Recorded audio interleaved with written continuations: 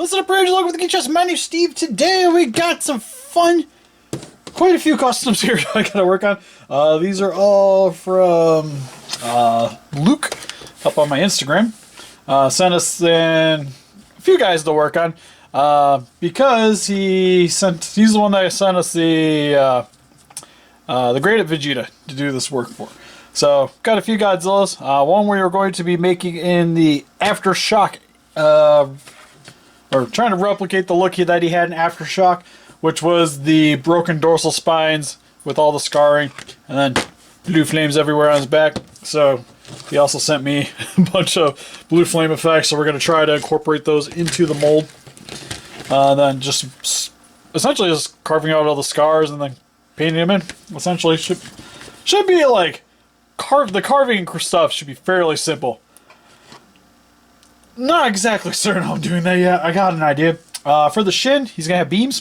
Which, on a funny note, well, wherever I put the Tupperware, but I'll find out when we're doing the drilling. But he has already 6 of the beams from the Spitfire NECA Shin. So we're going to be drilling holes so that the beams can stick out of them and still be able to pose. And this one, I guess, is from his... there's comics that he does on Instagram. I'll have a link in the description. Also, this tail ball joint doesn't like to do its thing, but you'll see he's got holes drilled into him in multiple places. So what we're going to be doing is filling in the holes, making them look all scarred up, and then making him into a Spitfire. But we are going to leave his mouth alone, unlike the 54 that we did. So his back's just going to have the radioactive look to it, and then just doing some scarring. And then also got a random Figma Bakugo. We're gonna fix his neck because his necky is super snappy. But anyways, I guess because today I was gonna work on him because he'd be the simple one to do. Might try to bust him out real quick though. At least get like the dorsal spines off of him, and maybe get the scars carved into him, and then we'll slowly work our way to the rest of them. Alright, so I feel like I wasn't recording there. What I'm doing here is I'm taking an X-Acto knife, shaving off his spines, because the look that we are replicating, and it's also sorry about my creaky chair. Somewhere that one. So we're making them look like this is the game plan. So with all the scars coming down, and then his back's going to be giant flames. So because the heat didn't work, we're going to have to get creative and figure out what parts I'm going to have to shave off of there in order to slap them onto this guy. So ideally, I got to get this smooth as humanly possible so that when I go to put the flames on, it'll stick better. Because I think the way I'm going to do it is try to use as much of the flames to essentially replace his dorsal spines. I think would be a kind of a cool look. Just gotta be careful not to try to dig this knife into the back of his head. There we go. Fun thing, I've already done this once before to a 2019 Godzilla. So, this is interesting. Because I had to butcher one of these for the Kaiju Girl that I still have to actually go back through and redo because bad things happen. When I went to clear coat her, she tacked up really bad. As I'm recording this, my days off for my other job are going to be primarily, I'm going to try to focus on like painting this guy. So I want to try to get most of them like all set up by then. Alright, so that looks about smooth enough. So then we'll chop enough flame bits, replace some of the parts. Just looking at that, it's kind of hollow on the inside.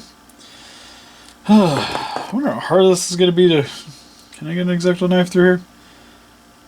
Because it probably... Because that piece would be kind of cool to have for back here.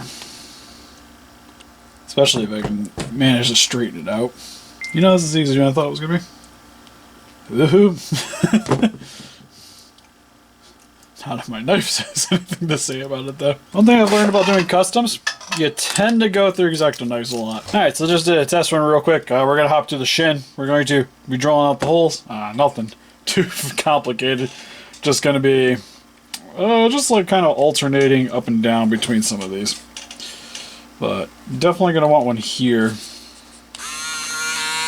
So I've got my low setting.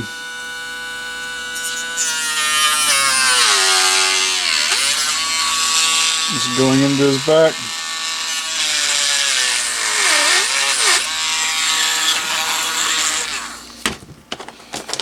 And then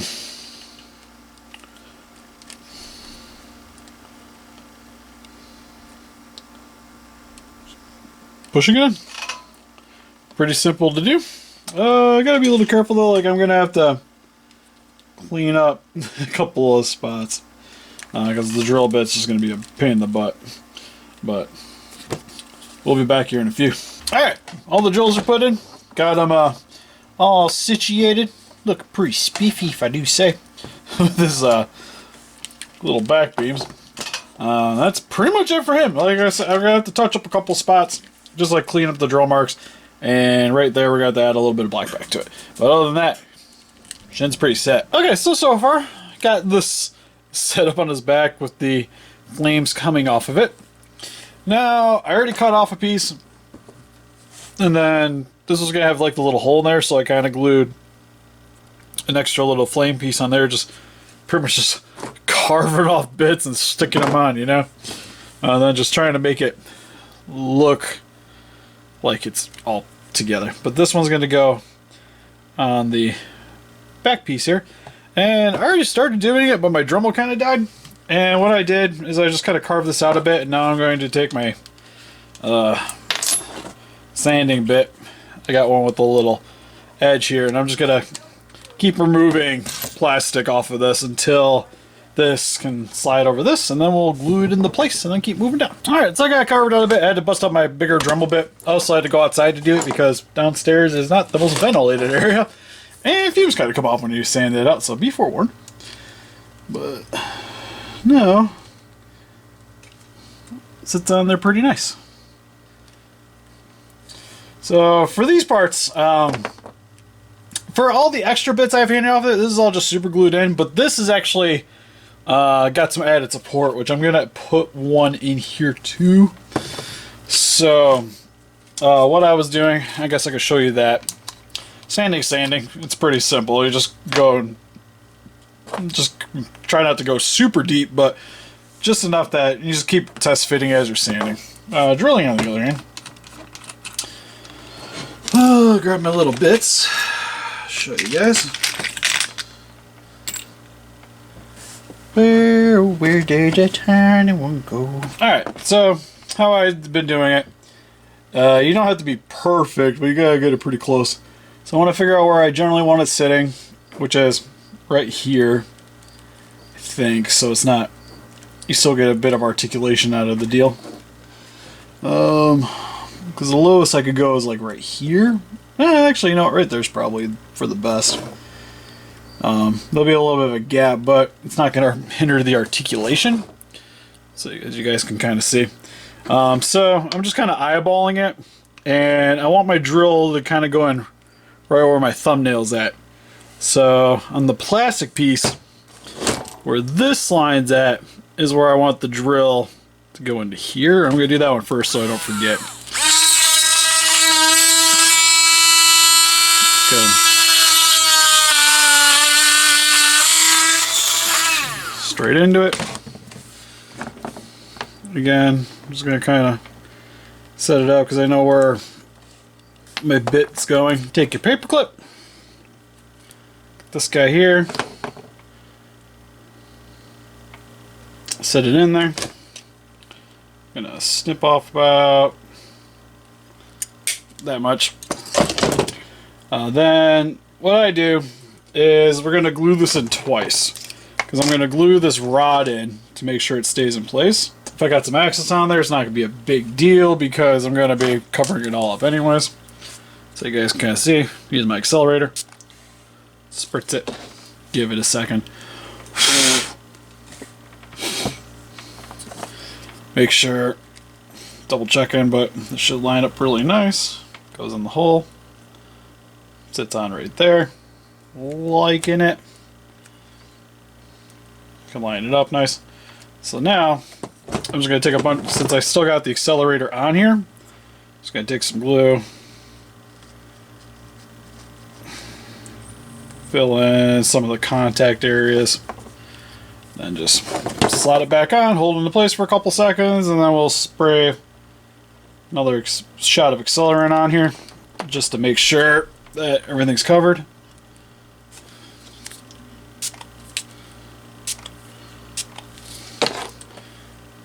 Give it a sec. And now you still get articulation here. Still got the flaming burning look. Looks nice. Actually, that one actually lined up really well. I'm actually pretty pleased with that. So I just got to add a couple more little bits to the tail, which is going to be me chopping off more pieces off here and just gluing them on, essentially. And then moving on to carving. Alright, so I think he's all set. Camera shifted. I think he's all set. So he's got the flames going all the way down to his tail here.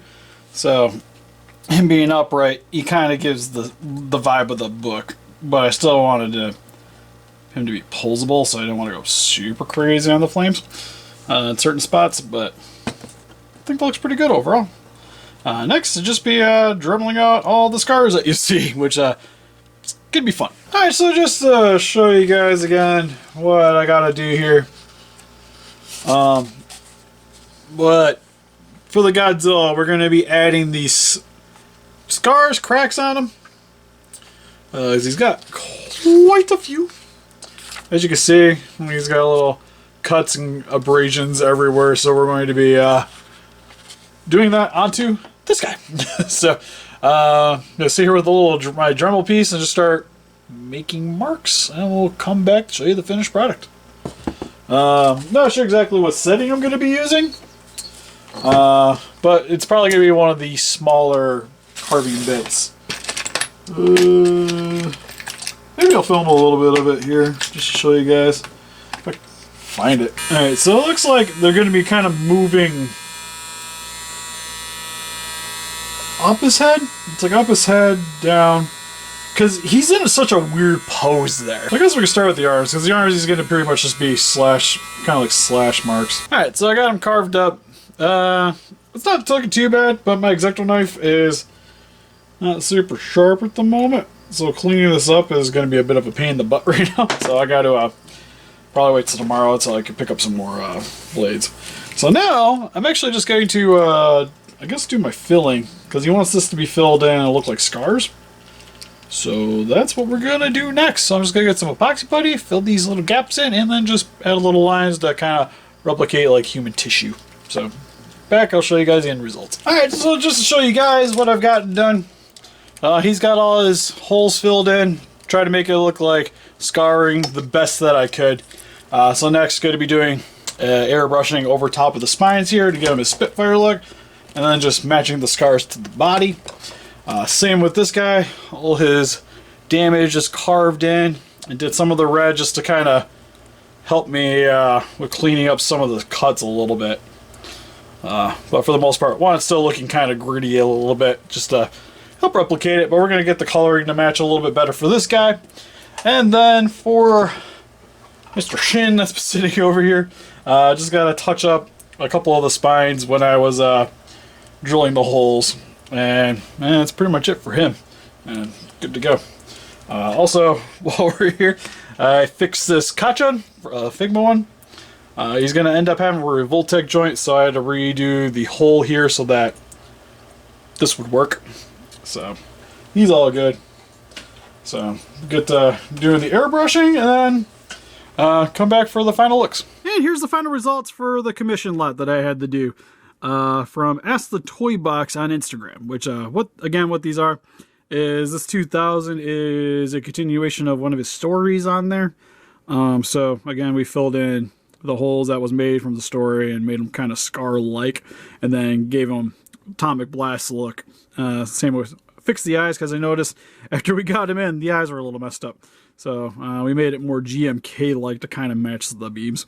The Atomic Shin with the beams coming out of the back, and the Aftershock Godzilla 2019, based off the comic books. So just show you guys a little bit of a closer look on these guys real quick. We'll start with the Shin because it was the simplest one to do. Really all I did, again, just took a Dremel, drilled some holes to allow these beams to fit in here. Which, what these are, at least from what I remember, because he sent me these in, so I just had to drill them, call it a day, and just touch up some color spots. But I think they're his old beam, and then just a bunch of wires put inside of them, so that he could be doing his blast. Hello there, little gnat. Get out of here. But anyways, so that's how we got the look. So there's 6 beams, made 6 holes, pushed them in, called it a day. Overall effect looks really sweet. Just mainly need the beam coming out of the mouth, and the tail would be cool, just to get the full look. But still pretty pleased with the way this turned out. I did one of these beforehand, actually making the beam effects, which I think looked good too.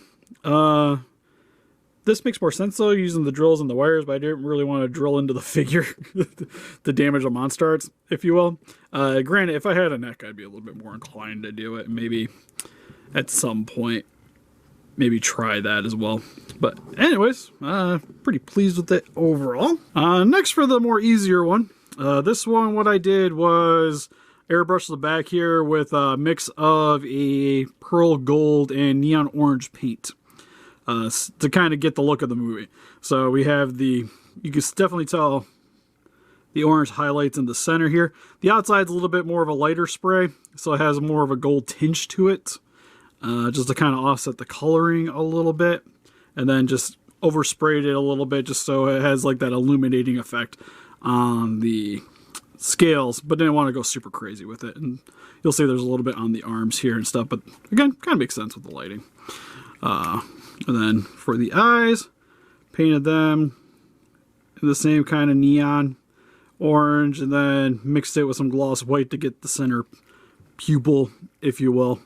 But mainly just wanted to have a little bit of color variety, and looks really nice. The pearl is very subtle on the beams, which I like, so it has a nice shine to it from the lights, but it's not too harsh as like a standard metallic would look. And then the atomic one was the more complicated build, which what I had to do was take a soldering iron and carved out all these little bits here. Initially tried to use a Dremel, but it just didn't really work out too well. And then carved all the extra bits here along the side, so you have the red flowing through the body. You can see it over on this side as well. Same with he has the scars on the front of the chest, his face also scarred up a bit. And then on the back here, what this is a blue Tamashi effect flame set that I had to chop up with a X-Acto knife and then glue the sections on here, and also had to carve out the inside so that they kind of slide over the dorsal plates after I cut them off to help hide all the broken bits. So as you guys can see, you can't really notice any of the chopped up sections very well. And then just sprayed over top of it with same kind of pearl blue to give it that radioactive look to it, and also match the flames on the back here and give it a little bit more accent colors. Alright, yeah, that's pretty much it for this one. Still really pleased with the end results. We'll be shipping these guys out here momentarily. Also had the Bakugo head that was fixed, but it wasn't anything major, so didn't really film much of that anyways. But let me know in the comment section below what you guys think of these customs, and help us defeat those kaijus by hitting the like button, subscribe to Chroma Ranger today. We'll see you guys in the next video. Bye-bye.